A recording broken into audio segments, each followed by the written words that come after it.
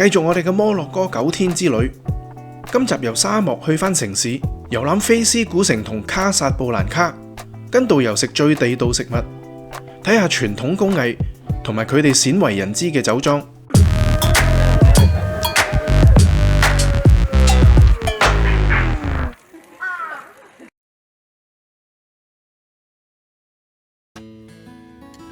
喺沙漠營地瞓咗一晚，第二朝除咗可以睇清楚營地嘅環境，包括尋晚圍爐取暖嘅呢一個場地，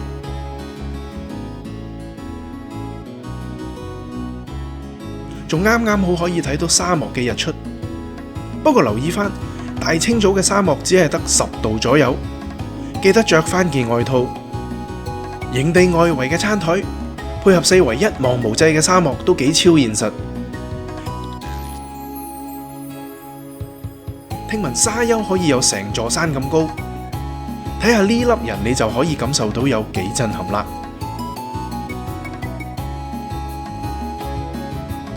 沙漠營地係包埋早餐嘅，去返尋晚間餐廳度食，但一家3口唔見咁隻。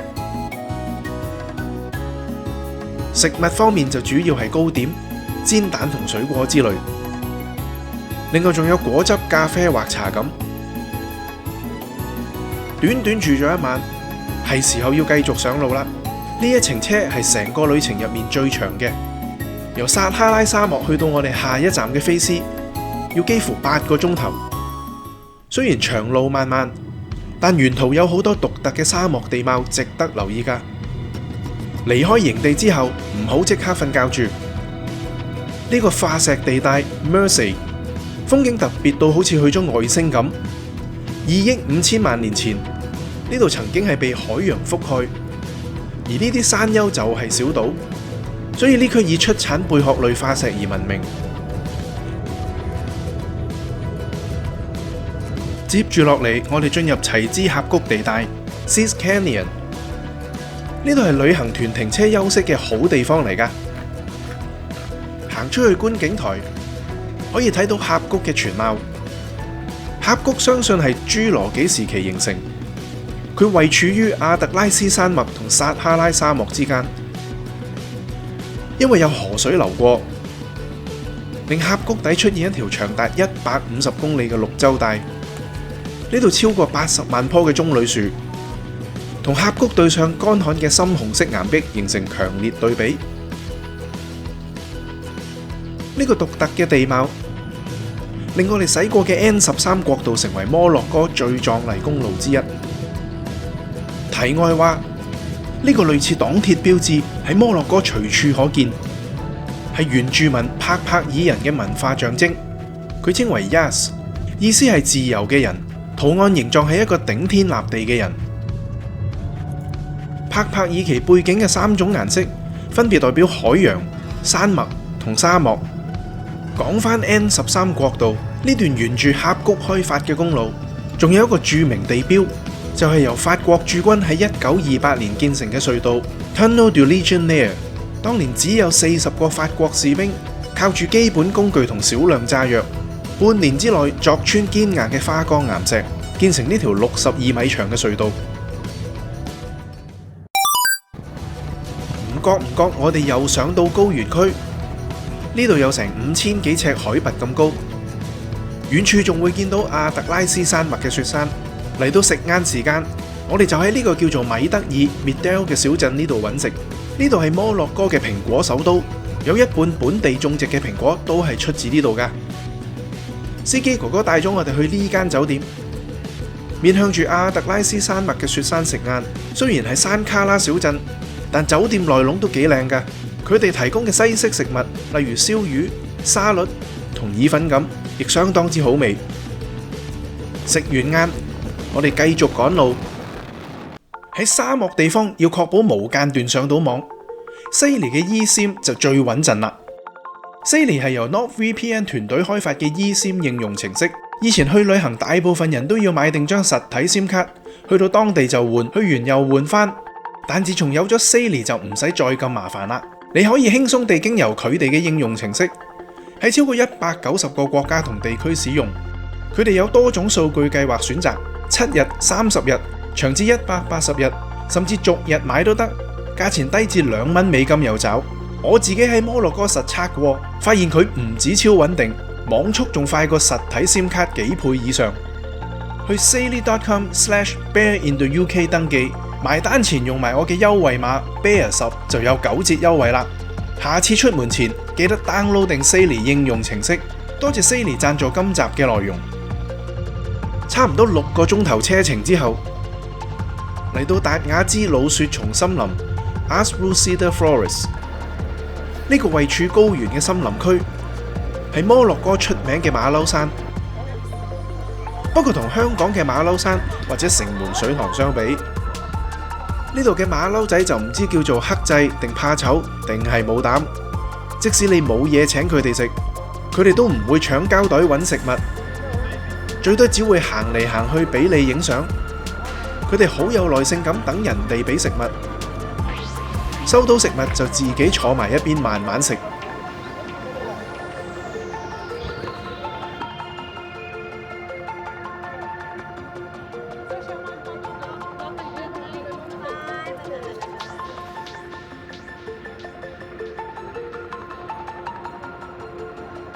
另一個途經嘅小鎮伊夫蘭 （Ifrane） 又稱為摩洛哥小瑞士。除咗因為呢度有滑雪場之外，建築物好多都有瑞士風格，例如紅色三角尖頂嘅屋仔。如果你試過喺度滑雪，喺留言區分享下。坐成8個鐘頭車，終於到咗下一站嘅菲斯 Fez。我哋住嘅酒店係喺舊城區入面。佢嘅基本建築係喺14世紀中建成，樓齡有600幾年以上，主要間隔冇大改，亦沿用咗牆身厚同高樓底嘅特色興建，所以室內保持到一個較涼爽舒適嘅溫度。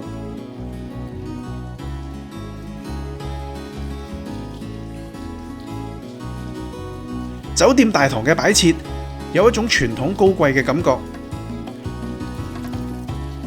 職員仲會為客人送上摩洛哥茶同小食。酒店樓高4層，得6間大房，每層都有一個裝飾得好華麗嘅偏廳。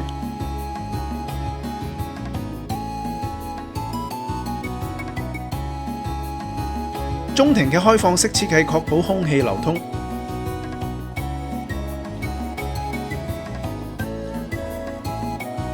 我住嗰間係最大又有閣樓嘅房，樓底有成2層樓咁高。長方形嘅房有超多可用空間，不過所有家私都係一字排開，要少少時間習慣。衣帽間、廁所同埋浴室都係喺閣樓，畢竟條石樓梯係幾百年前起嘅，每級高度會有啲唔平均，除咗上上落落有少少唔方便，其他嘢都好唔錯。你又有冇住過啲廁所、浴室喺樓上嘅酒店呢？你對呢個安排又點睇呢？不妨喺留言區嗰度分享下。洗手間同浴室都相當之大，花灑水力又夠，沐浴露同洗頭水之類配套都算齊。菲斯咁啱係司機哥哥嘅家鄉，我就主動要求佢帶我哋試啲本地食物，結果就去咗佢誠意推薦嘅餐廳。門口啲燒雞睇落好吸引，好好味咁。柯打流程係先去櫃面揀肉同菜，再講你想要燒烤定係鍋煮。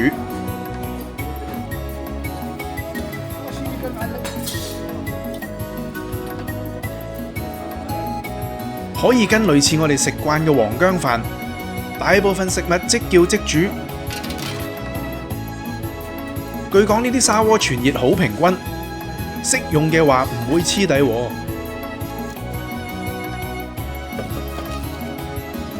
門口呢啲鍋係用嚟炆嘢，我哋叫咗呢個炆羊肉，好嫩滑又好食。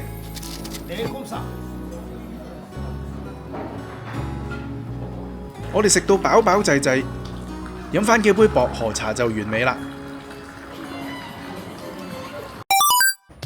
瞓醒一覺就上天台餐廳食早餐，每個家庭組合都會有一台滿滿嘅早餐，包括有麵包、pancakes 同埋水果咁。不過要8點半至開始有得食。好，我哋就正式出發參觀下摩洛哥最出名嘅菲斯舊城區先。旅行社安排咗一位持牌本地導遊帶我哋參觀。冇導遊唔係唔得，但就好容易蕩失路，甚至俾人呃錢都時有聽聞。呢個係街市濕貨區，佈局同香港嘅街市大同小異，有香料、硬殼果、肉類等等都可以喺呢一度買到。當地人都有請貓店長㗎。不過揾佢嚟睇住個魚檔就真係有啲搞笑。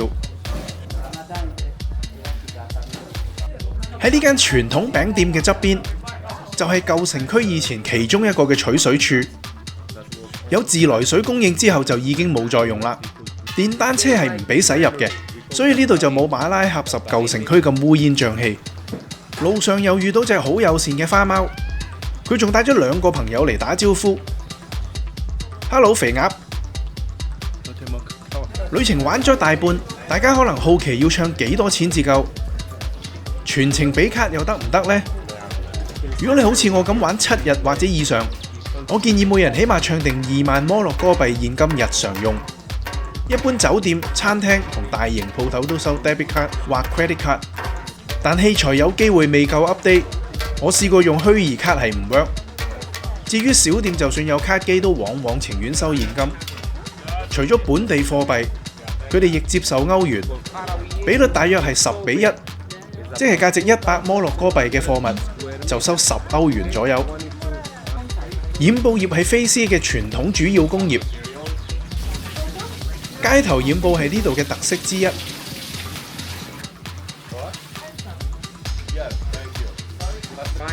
不過就點都唔夠皮革工業咁出名。呢間有埋門市嘅皮革廠 Churawa Tannery 係遊客必到嘅景點，被譽為本地皮革業嘅心臟地帶。呢間皮革廠喺11世紀左右已經開始運作，幾個世紀以嚟，製作流程都沿用傳統嘅方法，冇大改變。處理皮革主要分3個工序，全部喺呢啲開放空間進行。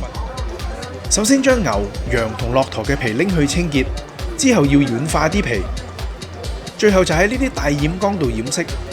製作一套皮革需要1至12個月不等。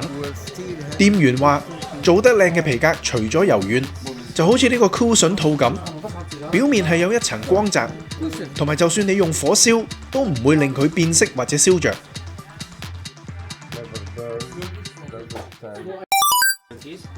出返舊城區，不如試下當地嘅咖啡。呢個咖啡檔係用傳統煲咖啡嘅方法去做，大鍋裏面裝咗撒哈拉沙漠嘅沙，喺加熱嘅沙上面煲水，加咖啡粉。當我以為就係咁簡單嘅時候，佢就不斷加嘢落去。原來傳統摩洛哥咖啡係要加多種香料，似乎有糖、薄荷、肉桂粉同香草粉之類。煲好嘅咖啡隔埋渣就完成啦。如果你中意濃味咖啡，呢杯就啱晒你啦。導遊帶咗我哋去一般旅行團唔會參觀嘅社區收費燒烤爐。你冇聽錯，燒餅係本地人主要食糧之一，但一般屋企係唔會有燒烤爐。每家每戶只需要俾少少錢，就可以帶各種食物嚟，放上呢塊木推入爐烤熟佢。不過當時就好似冇嘢燒緊啦。唔知呢隻貓 B 想帶我哋去邊呢？呢段係全舊城區最窄嘅通道，最窄部分只有60厘米左右。舊城區嘅最後一個景點就係呢座建於14世紀嘅可蘭經學院暨清真寺 Madrasah Bu Inania。佢係當地一個少數開放俾非回教徒參觀嘅宗教地標。有冇留意到佢牆身上手工精緻嘅雪松木雕刻？整座建築物都充滿呢啲雕刻，你當佢係藝術品咁欣賞都冇問題。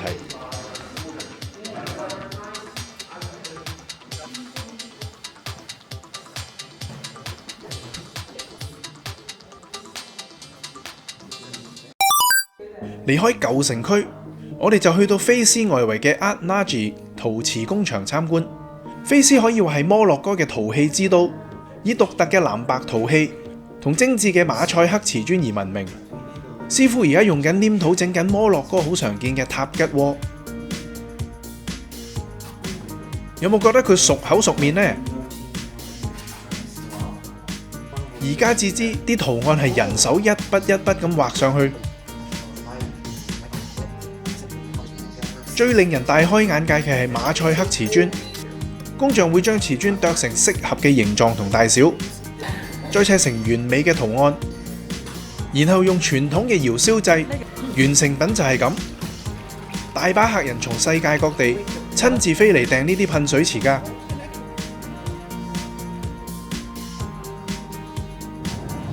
有冇諗過作為一個伊斯蘭國家，竟然有酒莊呢？離菲斯大約1個鐘車程，嚟到 Villa Volubilia， 莊園用嘅係法國種嘅葡萄，配合呢度特殊嘅高原氣候去培植，生產咗幾款餐酒同埋橄欖油。我哋就 book 咗喺呢度食一餐晏，順道試清楚佢幾款酒。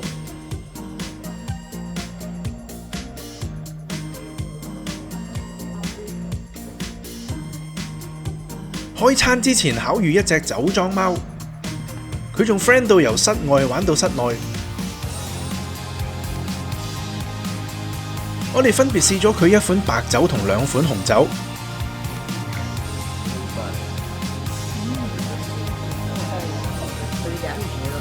仲試埋1款未正式有得賣嘅 Rosé。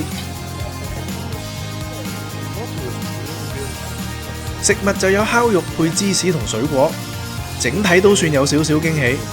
估佢唔到，菲斯市郊仲會遇到有人周街牧羊㗎。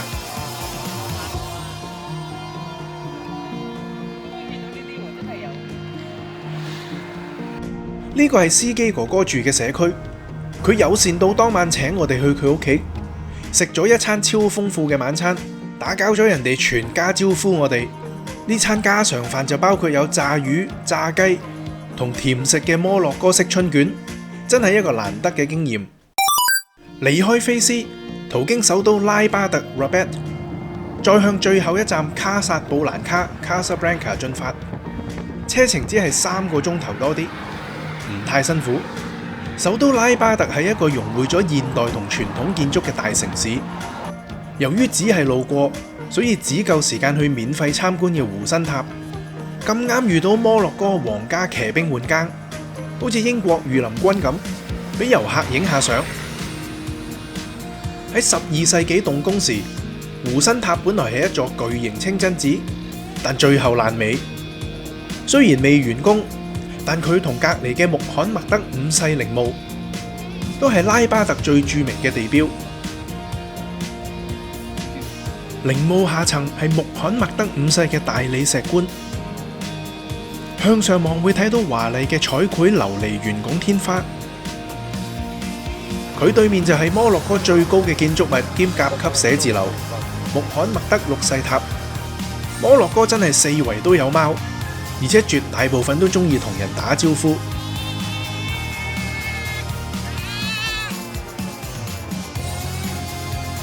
拉巴特呢個沿海城市有少少南歐或地中海 feel， 再加埋呢款歐洲常見嘅輕鐵，一時間仲以為自己去咗西班牙。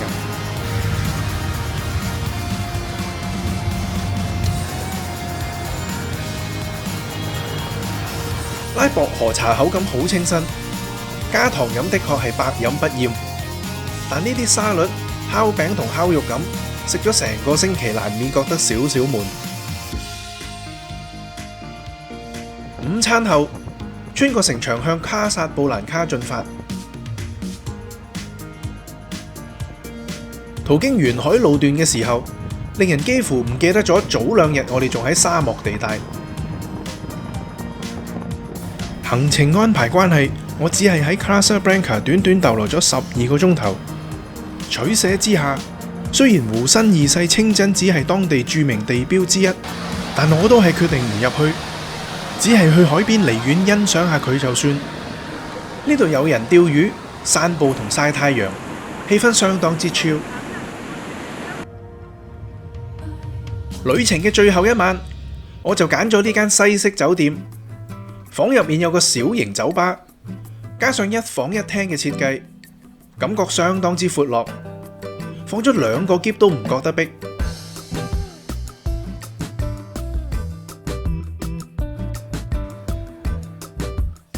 客廳嗰張大梳化仲舒服到可以當床瞓，旁邊仲有個電子爐，唔會怕凍親。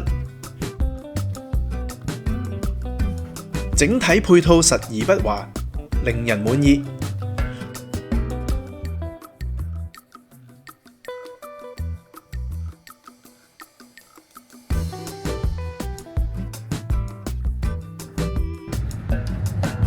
旅程嘅最後晚餐，想試下法國菜。